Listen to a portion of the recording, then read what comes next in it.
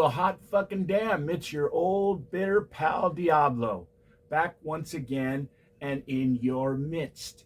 It's the Netherworld Videozine. Now, there was some thought and some rumor going on that the last episode would be the final episode. And there was actually a blurb that was posted recently titled the final episode. But much like my own miserable fucking life, the Netherworld Videozine goes on and will continue.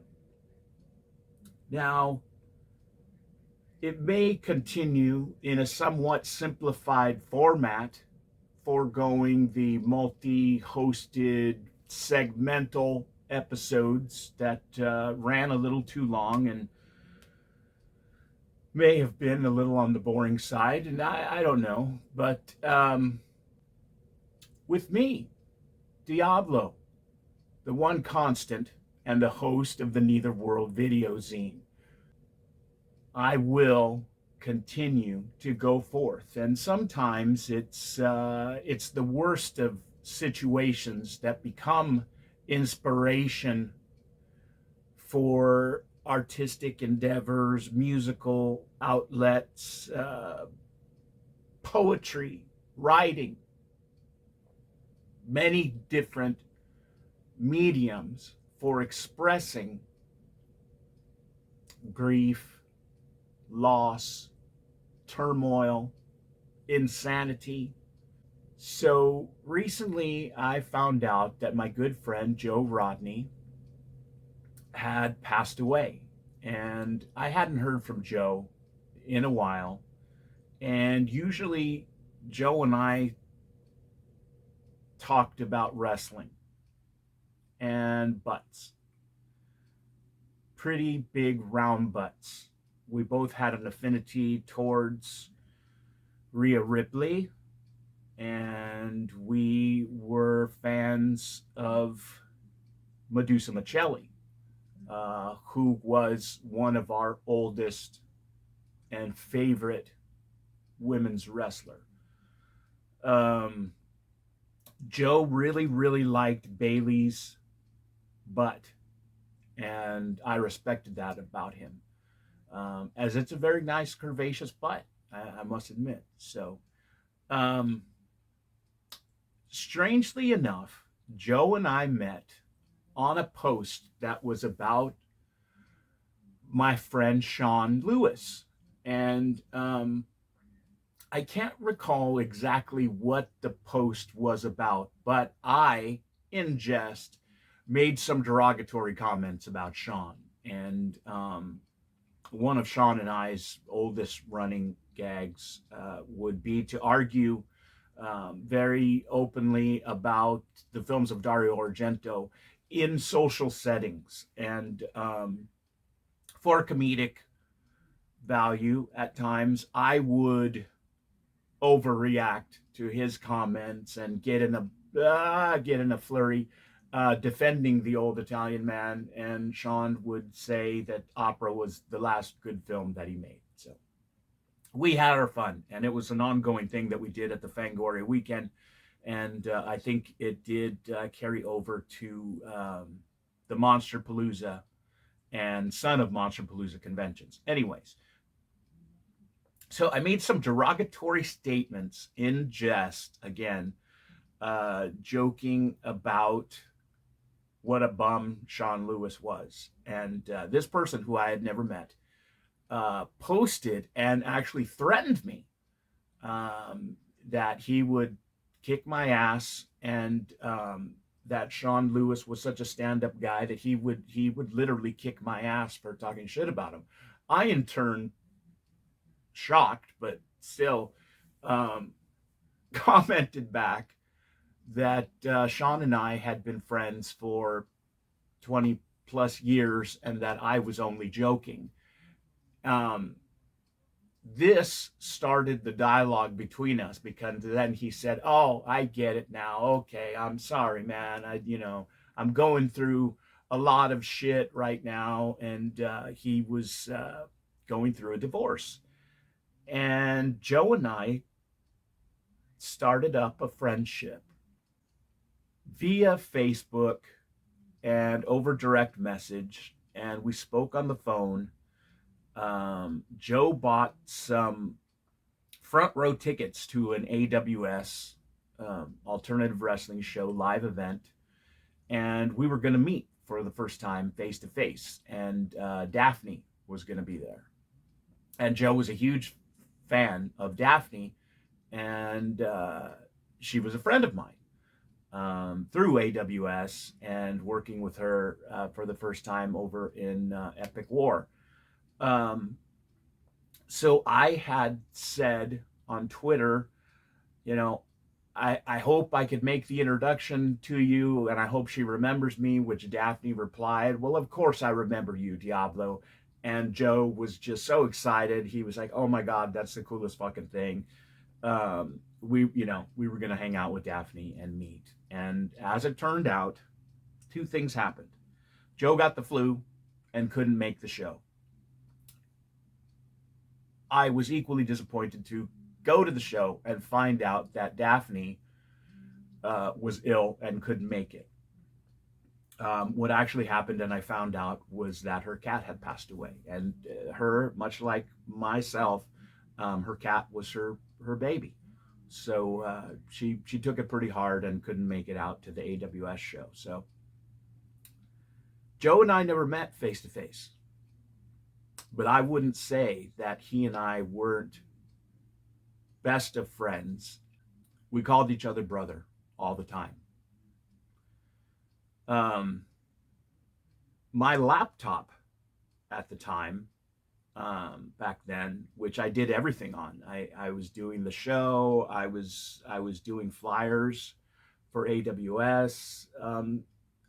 Everything I did on my laptop, and it took a major shit on me. It would only stay on for minutes at a time, and whatever I was working on, if I didn't save it, would be lost. And I was frantic. And just in passing, I said, God damn it, my laptop is fucking up on me, and I'm so pissed. 2 days later, I went outside, and there was a box from Best Buy. And I brought it inside, and inside was a brand new laptop, which then Joe said, did you get my gift? And I says, you gotta be fucking kidding. But there it was. The evidence was there, and in my hands, this beautiful brand new laptop. And he said, use it in good health and keep doing your shit, man. And I was flabbergasted, because no friend of mine, no longtime friend, or even what I would call my best friends, did or would probably ever do something like that. And to say that it endeared him to me even more, yes. Not because it was a monetary, material gift or anything, but it was the level of caring, knowing that the things I did artistically, and some for jobs, because I was at the time doing some graphic design for pay. He knew that I needed it, and he cared enough to do that, to send me a brand new fucking laptop that I use on the daily for all the things I do, for my music, for my photographs of the millions and millions of women that I love.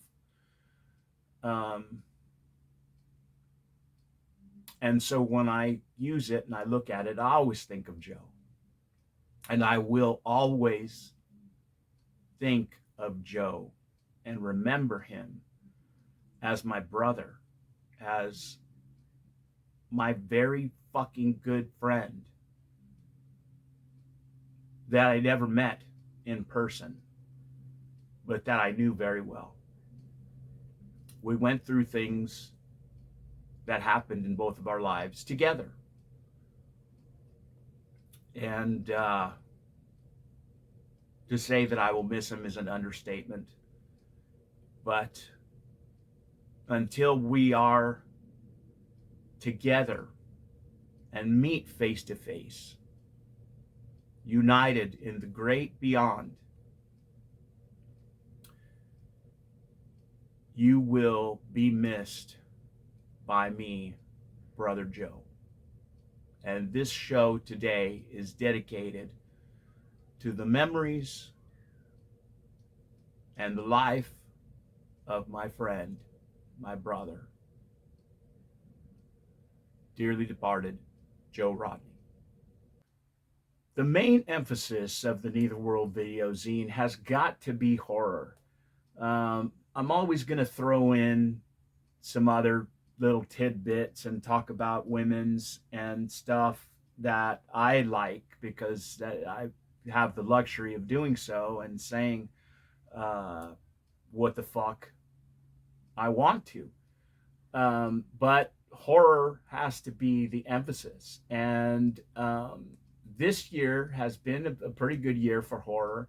And independent horror kind of came to the forefront with the release of the independent film Terrifier 2, which garnered, even quite a bit of mainstream attention of people talking about it, not only on social media, but on television. I saw it talked about and covered on several daytime talk shows by people who do not cover horror films, and very rarely make mention of the genre.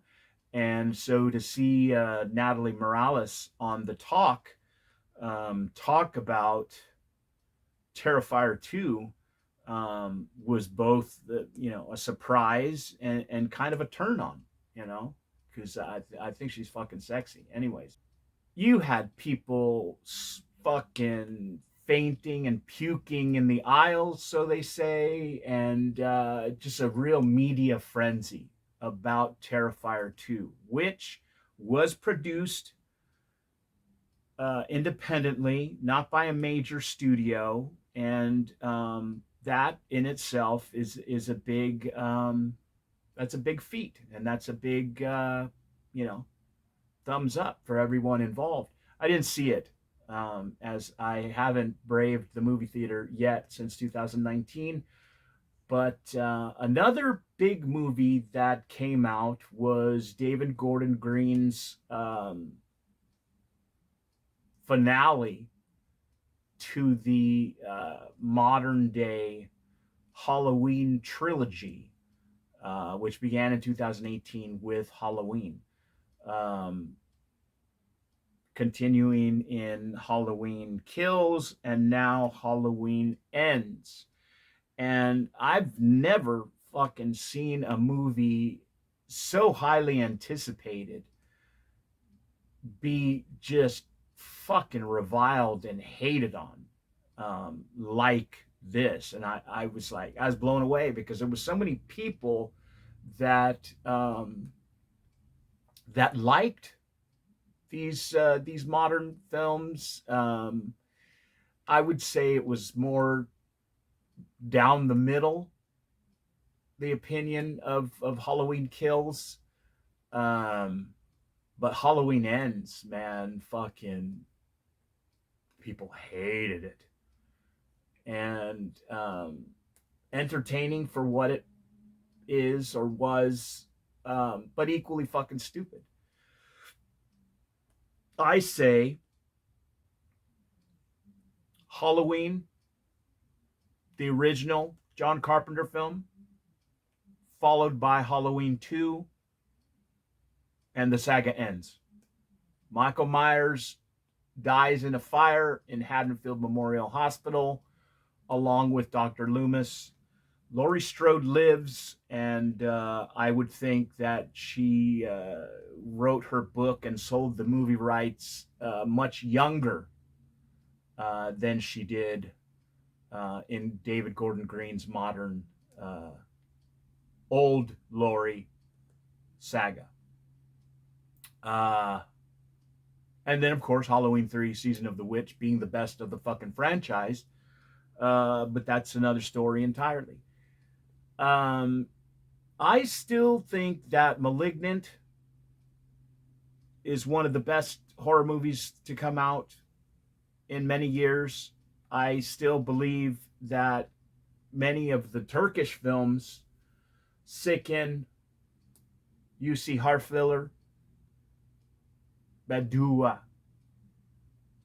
and the Dab films, from the early to later 2000s here are amongst the finest horror films of the last 2 fucking decades, and I'm putting them right up there with Paranormal Activity and The Conjuring, which are 2 of my favorites, of modern horror that I think are just innovative and just wicked fucking fun. Last Night in Soho, another great flick. Just stylish, beautiful, neon colored giallo, and Anya Taylor-Joy is just magnificent. And the other film that I really dug is X by Ty West. And there is a lot of like throwback to 70s and kind of like retro horror, I guess. Like everything is like period piece, and it's all like either in the 70s or 80s, as opposed to being like modern, like 2000s. And unpopular opinion, skewer me, hate me, ridicule me. Scream, I was never a fan of Scream, and I never found it to be the innovative fucking savior of horror of the late 90s, early 2000s. Did it start a trend? Probably, but the slasher film it never went away. So I don't think it was anything fucking to be heralded as much as it is. And Ghostface was never a great killer, in my opinion, and was actually like different people taking on the mantle. So it's kind of funny, that people hated Halloween Ends so much because it wasn't about Michael Myers. Ghostface was different people throughout the film series, right? Even up to this most recent one, and like now the new one, Scream in New York. And so I in simplest terms, I think Scream sucks. Unpopular opinion 2, I'm not a big fan of Chucky. Not a big fan of the Child's Play films at all, and find Chucky quite irritating, to be honest. I did like Bride of Chucky, but that was Jennifer Tilly, and the Tiffany doll character. I am looking forward to Megan very much, so that one may get me back into the movie theater, along with Cocaine Bear. But Megan, because it's a doll, it's an AI, artificial intelligence robot, and I think that's fun and innovative. There's child endangerment. And I think Megan's really cute too. So I think that one's going to be fun. Unlike, a possessed or reincarnated killer doll, it's an AI, so it's kind of rooted more in reality, although, there's a whole demographic that will argue that, dolls can be possessed and people could be possessed, and demons and ghostesses and witches and goblins and butt fucking lycanthropic cryptid monsters are all real. It's true. I seen them. Anyhows, X by Ty West was really good and took me by surprise because I really didn't know too much about it going into it, and I avoided reading a lot of people's reviews and ideas about it, which is when I often enjoy stuff more, by not reading people's shit about it. After all, the only opinion that matters is mine. I mean, to me, anyways, not to you. Some of you may, share my opinion, or even, like the things that I have to say and still want to be my friend. But recently released Pearl is a prequel to X, starring, co-written and co-produced by star Mia Goth, who played Maxine and Pearl, dual role in the film X. This is Pearl's backstory and takes place in the early 1900s, and her aspiration to be a star and live life off the farm. And what I really, really liked about Pearl is the whole overall tone of it is just like this helplessness and isolation of being stuck in a situation that you really loathe, and having aspirations and dreams beyond it that you would almost stop at nothing to achieve. It also happens during an influenza pandemic, and so I thought that was neat, that the parallel between modern reality and the COVID-19 pandemic. You had people wearing masks, and Pearl and her sense of helplessness and isolation, stuck on the farm, meeting someone and thinking that there is a chance of getting away from the life that is kind of mandated by her mother. She has a sickly father that she cares for along with her mother, but the mother's own insanity affecting Pearl. And so I could relate to Pearl on so many fucking levels. And so it resonated in me that I sympathized for her, but I've always been the monster kid, and rooted for the monster, not the men, and wanted the bad guys, the humans, to pay, for as long as I can remember. That's always been my thing. I've always rooted for the monster and the bad guy. Jason Voorhees is one of my heroes, along with Jerry Only, who recently put out a solo record, Anti-Hero. Check it out. look for it, listen to it, like it, purchase it. Available on streaming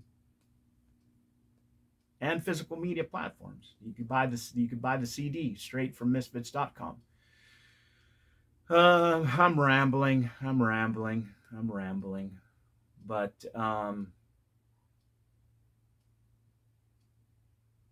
bad things happen to good people. Good things happen to those who wait. And you give what you get,